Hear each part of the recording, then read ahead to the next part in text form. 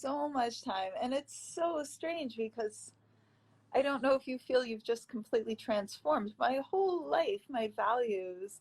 Like, I feel like, I don't want to say I feel like I'm a different person because I feel completely like myself, but in so many ways, I'm a completely different person. And there's something really amazing about it because I feel this loss like opened me up a lot more to other parts of myself and to more myself. But at the same time, I look and I'm like, it's also really sad because my life is so different and my dad doesn't know, like what I was doing when he passed is really different than what I'm doing today. And You're so doing what you're doing today because of what happened.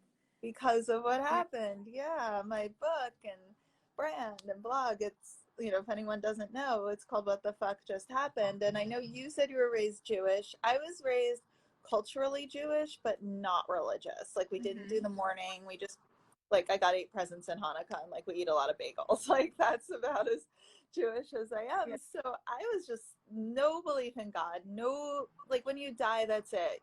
We're alive because of neurons in our brains. And, I mean, when you are raised to think that, I kind of never wanted to go further because who wants to think about death? So But then that was your belief, or that was your parents' belief that they passed on you?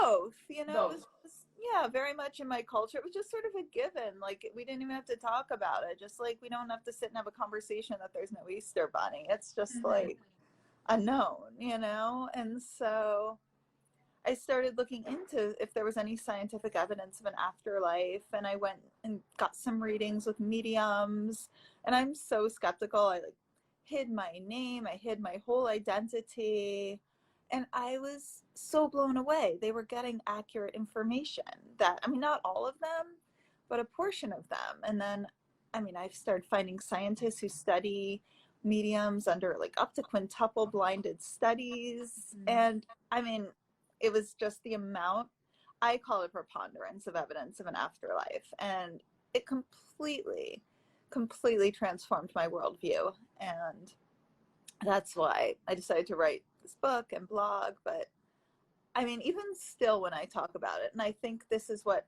has balanced the loss of losing my dad, because, even let's say he'd lived till I was like 50 and got to know grandkids. And, I mean, the way some people I know get to have that, um, I still, all my life, knew there'd be one day I would never see my parents again. I would like, one day we'll die and never see like my future kids again, friends, whatever. And to go from having a whole life experience of thinking that to thinking that I will see everyone again, and that consciousness is so much more complicated than I could ever think. It's just, I can't even explain it. It's the best thing I could have ever fathomed. Like, it's better than if I found out we all got to live to 200. I mean, it's just so out of the realm of what I could have ever imagined, and I don't think there's anything in the world I could even imagine I would want more than that. So I think that to have the worst imaginable thing happen, and from it the best imaginable thing happen, has made a very, is the word complicated grief? I don't know.